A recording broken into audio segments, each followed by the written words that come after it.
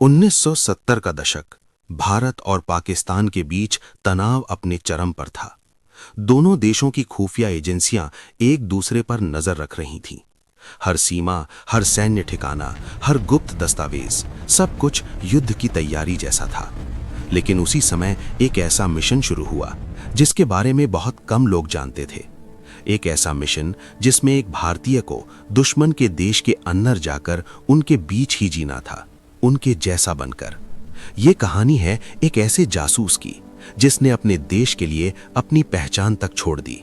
उसका नाम था रविंद्र कौशिक। लेकिन उससे पहले द स्टोरी टेल्स में आपका स्वागत है, जहां हम लेकर आते हैं इतिहास, रहस्य और अनसुनी कहानियां।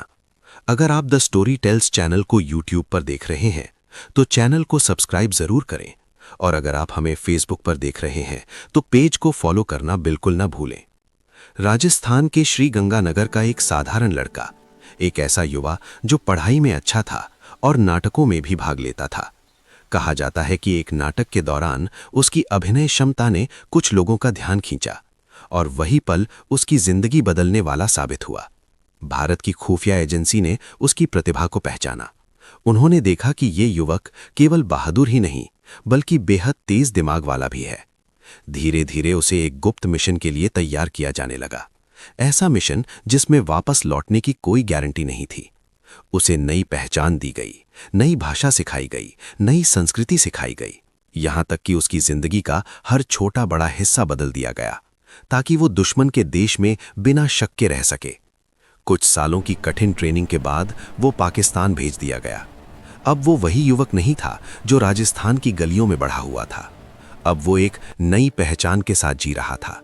वो पाकिस्तान में पढ़ाई करता है, लोगों के बीच घुल मिल जाता है और धीरे धीरे वहां की सेना तक पहुंच जाता है। समय बीतता है और वो पाकिस्तानी सेना में एक अधिकारी के रूप में अपनी जगह बना लेता है। सोचिए, एक भारतीय जासूस दुश्मन की सेना के अंदर। हर दिन वो महत्वपूर्ण जानकारी इकट्ठा करता, सैन्य योजनाएं, रणनीतियां और कई गुप्त दस्तावेज। ये सारी जानकारी किसी तरह भारत तक पहुंचाई जाती। हर कदम पर खतरा था। अगर जरा सा भी शक होता तो उसकी मौत तय थी। लेकिन फिर भी वो लगातार अपने मिशन को अंजाम देता रहा, सालों तक। उसकी जानकारी इतनी महत्वपूर्ण थी कि भारत की खुफिया एजेंसी के लिए वो बेहद कीमती बन चुका था। लेकिन जासूसी की दुनिया में किस्मत हमेशा साथ नहीं देती। एक दिन हालात बदलने लगे। पाकिस्तान की खुफिया एजेंसी को शक होने लगा कि उनके बीच कोई जासूस छिपा हुआ है। जांच शुरू हुई, पूछताछ बढ़ने लगी और धीरे धीरे जाल कसता गया। 1980 के दशक की शुरुआत में आखिरकार वो पकड़ा गया। एक ऐसा जासूस जिसने सालों तक दुश्मन के बीच रहकर जानकारी भेजी, अब खुद कैदी बन चुका था। उसे जेल में डाल दिया गया। पूछताछ हुई, यातनाएं दी गईं, लेकिन उसने अपने मिशन और अपने देश के बारे में कुछ भी बताने से इनकार कर दिया। जेल की जिंदगी बेहद कठिन थी। न परिवार से संपर्क, न कोई उम्मीद। साल दर साल बीतते गए। एक ऐसा इंसान जिसने अपने देश के लिए सब कुछ दांव पर लगा दिया था, अब एक अंधेरी जेल में गुमनाम जिंदगी जी रहा था। उसकी कहानी बाहर की दुनिया तक बहुत कम पहुंच पाई, लेकिन जिन लोगों को उसके मिशन के बारे में पता था वे जानते थे कि उसने कितनी बड़ी कुर्बानी दी है। जासूसों की दुनिया में अक्सर नाम नहीं होते, शौर्य होता है, लेकिन पहचान नहीं। कई बार वे इतिहास के पन्नों में भी पूरी तरह दर्ज नहीं हो पाते। लेकिन कुछ कहानियां ऐसी होती हैं जो भले ही धीरे धीरे सामने आए पर हमेशा याद रखी जाती हैं।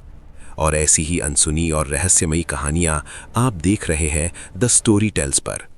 एक नाम, एक रहस्य और एक अद्भुत साहस की कहानी, रविंद्र